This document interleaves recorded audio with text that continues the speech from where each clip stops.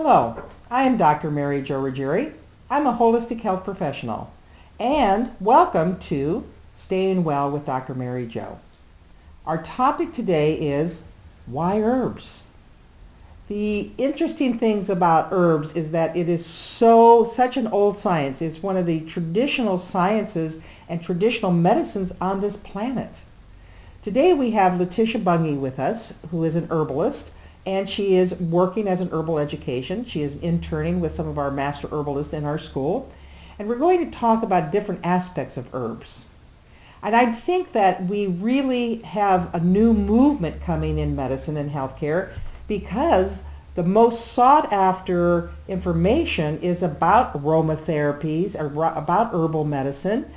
The actual institutions of medicine are really looking at advocacy and efficiency management with herbs. They're doing tons of studies on it. The herbalists and the master herbalists are writing books. And they are saying specifically that every single drug that you take is some type of basis of an herb.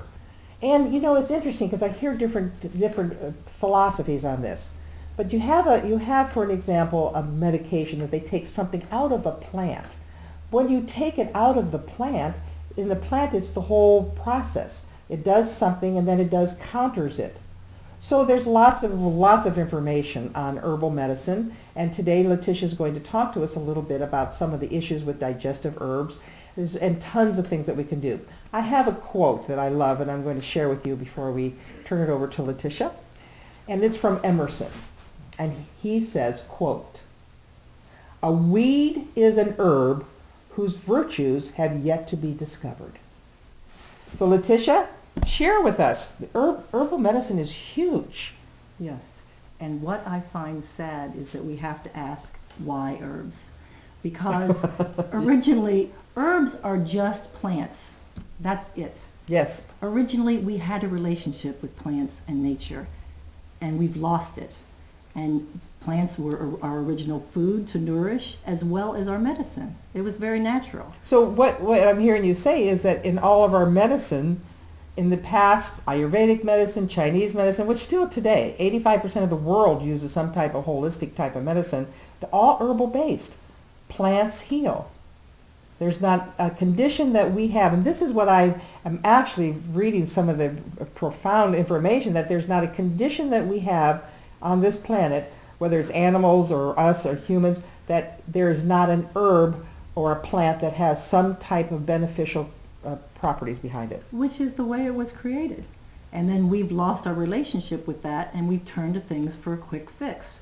When if we had stayed with using plants as food, and that's natural medicine. I mean, that's an everyday thing, and that's a way to maintain and tonify our system. Now we've completely lost our relationship with plants. Like I even read about an herbalist who was digging potatoes, and a boy came up beside her and said, "How did you get those potatoes in there?" Now, if we don't know that about our food, how are we going to benefit from it if we've lost that relationship? So what we need to do, and I've heard another herbalist say this too, he said 50% of all the people that come to him could be cured with 5 things. Dark green leafy vegetables, not just lettuce, really dark green color. Drink water, sleep at least 7 hours a day. De-stress, which means going out into nature and interacting with plants. Right. And then exercise, which again, going out into nature. You would also sleep better if you went out into nature. It's very de-stressing. And then at the end of the day, you'll be thirsty because you went out and interacted. You drink more. So if we would just start interacting with nature again, we could solve a lot of the problems we have. Now with the herbal medicine, let's get to some of the medicines that you're talking about. What we're having and what the information we have is that herbs that are used have some of the same actions as a good percentage of our medications, but no side effects. They just came out and said, the CDC just came out and said that herbals do not have side effects. Once or twice there's some things that really show some contraindications, but that is very, very rare. So let's talk about it. Some of the herbs that you have, let's share with that so we can have everybody stay well. Okay. Well, so that's actually where I like to start, is with digestion. I just think, like I said, people need to learn that the way they eat, and herbs are food, influences them. So I say like I said, dark green leafy vegetables, a variety of colors like oranges and reds, less cooked, more raw, and definitely less microwaved. Then, to add herbs, we can add bitters, for example, bitter formulas. You can get a bitter formula at your co-op. You can order them online. And what that is taste that we've lost, like dandelion root, gentian, angelica. So the dandelion turmeric. root is an herb. Correct. The turmeric you talked about in a previous video.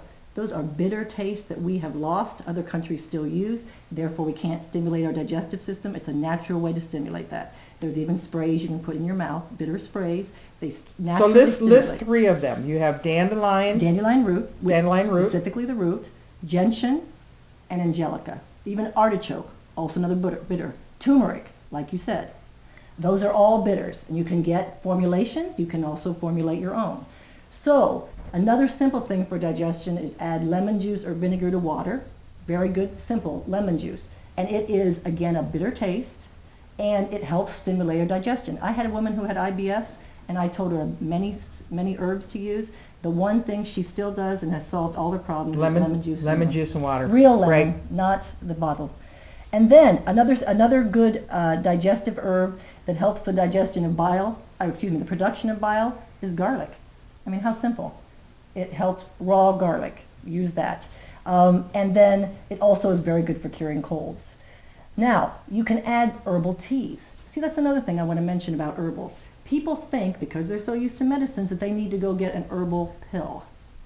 No, you do not have to. You can, again, interact with the actual herb. You can go get dried herbs at your co-op.